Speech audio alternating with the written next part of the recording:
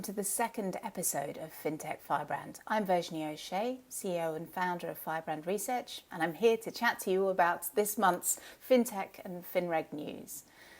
So, one of the biggest topics that we had discussions about this month was around the SEC and their changes. Obviously, we've got a lot of changes. We've got the administration kicks off the changes at the top at both regulators.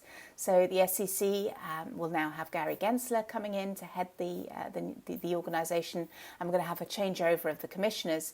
But also ahead of the big changeover, we've had some news that the regulators moved to speed up the process for formal investigations. So under the previous administration, we had some restrictions.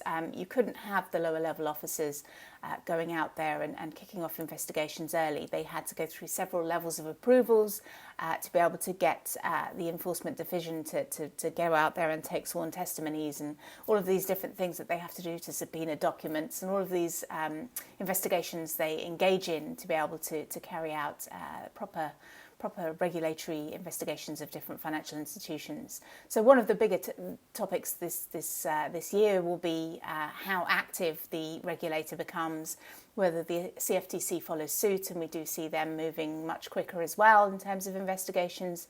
We've seen a ramping up of spending on compliance and RegTech as a result of that. I imagine that's just going to increase over time. So this year is going to be a key area in the US with regards to investigations, particularly around investor protection. That's a very big topic for the regulators going forward. It always has been, but certainly it's something that we expect and anticipate we'll see more investigations around.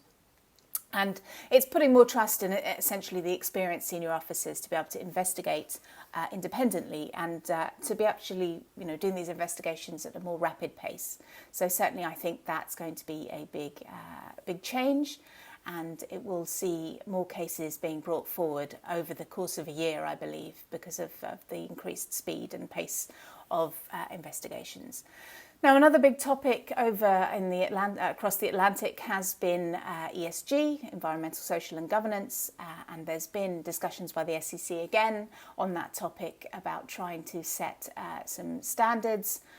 There's been focus on domestic standards, but there's also a lot of work going across the globe to try and set best practices and taxonomies for ESG.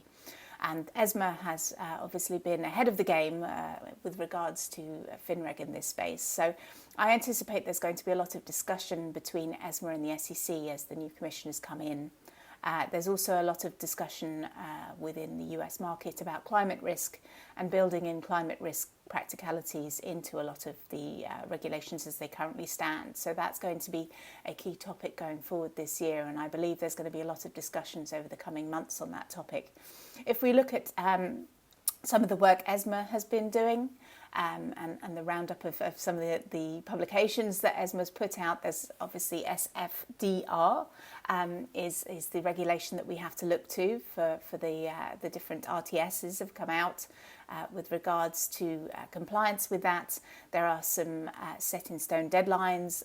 The first one will be in March for firms, asset management firms, to be publishing information on their website around disclosures about ESG. So there's a lot of work to be done on that front. The ESMA group also put out the discussion paper about the consultation period it had mid last year. There was a lot of industry feedback on the topics of ESG, ES and G, I should say. And one of the interesting findings there has been continued discussion about data quality, concerns about data, and certainly that's going to be a big concern around the taxonomy, making sure that there's established data standards, and the regulators will be having to coordinate with each other, because you can't have one region that's with financial regulation that's vastly different to the other, because obviously it's a global market. You've got large vendors that are based in different places as well. One of the bigger topics as well from that industry consultation was concern about the level of M&A that's been going on in the ESG space. We've seen a lot of the large providers buying up the smaller providers, and there is some degree of concern from the industry about that M&A activity, about that concentration risk potentially. And obviously the ESMA Group and the EC take very strong actions when it comes to ensuring there's a competitive marketplace, there's a level playing field for a lot of these different providers. And I think this will be reflected in legislation as well going forward on that topic. There'll be a lot of monitoring on the part of the regulators about how much M&A is going on, and potentially if there are larger mergers, for example, there may be some restrictions around those. So that's going to be a very big topic this year. And the other big topic that I'm going to leave you with, and this is my final thoughts for this episode, around the GameStop hearing and the discussions that have happened in the industry as a result of that hearing by the US Financial Services Committee. Now, it was a very long hearing. I sat through most of it and listened to some of the questions that were being asked by US regulators about everything from can you get a refund for trading activities through to how do the markets work. You'd hope that there was a bit more education on the part of some of the regulators and some of the people on that committee. But certainly that aside, it did raise a lot of interesting points around how social media plays a part in trading activities in the current age. Should there be restrictions around that?